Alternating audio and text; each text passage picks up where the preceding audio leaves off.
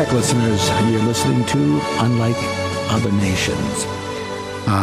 Before the break, Father Tom brought up the subject of the Pope in the Catholic Church, and he's just dying to tell our listeners a little bit more about the Catholic Church's Pope. When I ran across a number of my Christian friends who aren't real familiar with the Catholic Church, that's one of the stumbling blocks they bring up. Now, you believe the Pope is infallible. Oh, it's a huge stumbling block. But related to, remember that first reading that we had, John? The prophet Ahaz was going to give a sign, and then he gives this sign, which is hardly a sign at all. Right. It's a virgin giving birth. Who's going to be able to prove that? You call that a sign? Notice that, yeah. It's like God saying, "Okay, I'll give you a sign if you want." And bleak, can you send that one by me again? I didn't really catch it. So it is. I guess what we need to do to understand the papacy, we need to understand the ways of God. The Bible shows that God is very tricky sometimes, and particularly on this point on His authority. Now God shares His authority. You got to. The first appearances are almost always the wrong appearances. Okay. If you read through the Bible, going back to the theme of the monarchy, when you look at the Bible and you study the families of the Bible, when God is fashioning His leaders, He almost always passes over the firstborn when He's looking for His new leader. The story of King David is a great example, is one of the first. As a matter of fact, the King David's father presents all the other brothers and brothers before him, and David is out in the field because he's the small runt out carrying them, and the prophet says, "No, these aren't all your sons." And so God passes over the firstborn. Why is the firstborn so important? Because it inherits the king throne. It's the spirit of monarchy. Yeah, it's the spirit of monarchy. Jacob and Esau. Okay. Who was the firstborn? Esau was the firstborn, but he tricked him out. God passes over the firstborn to get to Jacob. Over and over again, that happens in the Bible. Okay. And so let's contextualize this question about the papacy with referring again to the Da Vinci Code. We played this little clip from the Da Vinci Code, which is a popular movie, obviously, a few years ago, let's listen to it. Here's the main thesis of the movie. Witness the greatest cover-up in human history. This is the secret the Priory of Sion has defended for over 20 centuries. They are the guardians of the royal bloodline, the keepers of the proof of our true past. They are the protectors of the living descendants of Jesus Christ and Mary Magdalene. The royal bloodline, the royal bloodline. That's what shocked me most when we left the theater, when I watched when I saw the Da Vinci Code, was I was like almost laughing. Do you really, could anybody take this seriously, that the monarchy was a great secret that the church was covering up? I think a number of people bought that movie hook, line, and sinker, and got misled. It puts the plan of Jesus right front and center as all the other leaders of the world. The monarchy, what's driving it is a spirit of feminism that needs to recover a greater sense of the importance of the female, and that's more than the monarchy. But the monarchy is used as the vehicle. The great cover-up is the monarchy.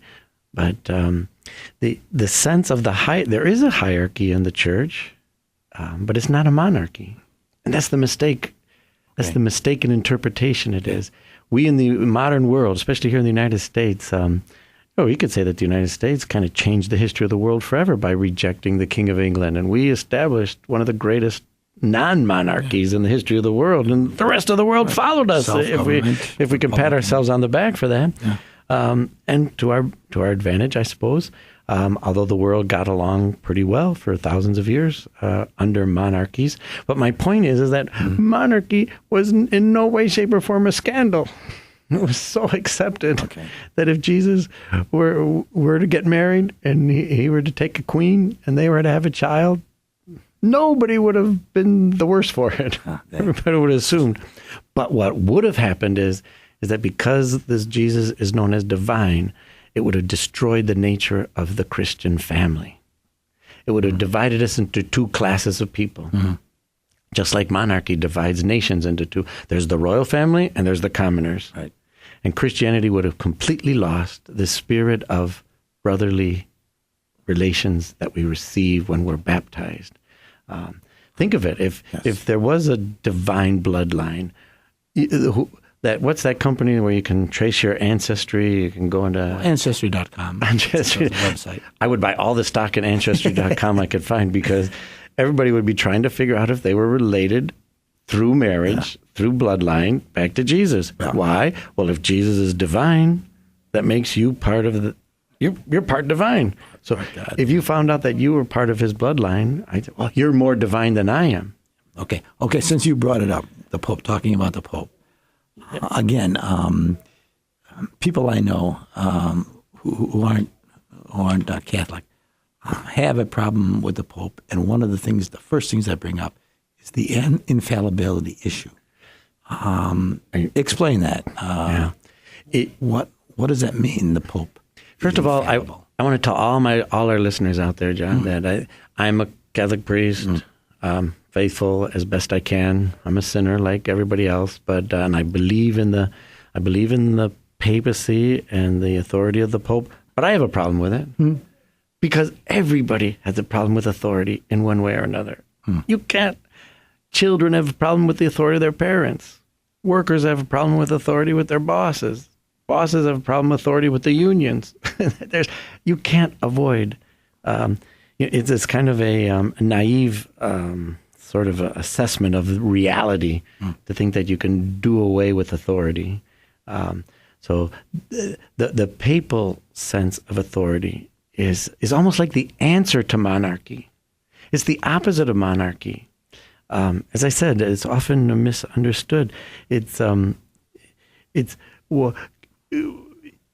the Pope had a wife and their child was the next Pope, that would completely change the sense of. I think ministers who are married and have their children have a sense of this problem that doesn't exist. We have our problems in the Catholic Church, but we don't have this problem, namely that who I marry and how my kids are raised and behave are a part of the functioning authority of the Church. Protestant pastors who have their own families and children are constantly struggling with the two practical aspects of how their kids are. If you're going to teach me how to raise my kids and your kids are so crazy, well, where's your authority? As well as, especially if there's marital problems. If your marriage isn't so hot, how are you going to tell me to live as a husband or wife? So there's that aspect. And the concept of the papal authority is can't be understood without understanding the nature of the incarnation. Now, incarnation is a word that we celebrate at Christmas. The Word of God became man, and all Christian denominations accept the incarnations. But something that's a bit unique about Catholicism is that we have the strong sense of the incarnation is continual. It continues.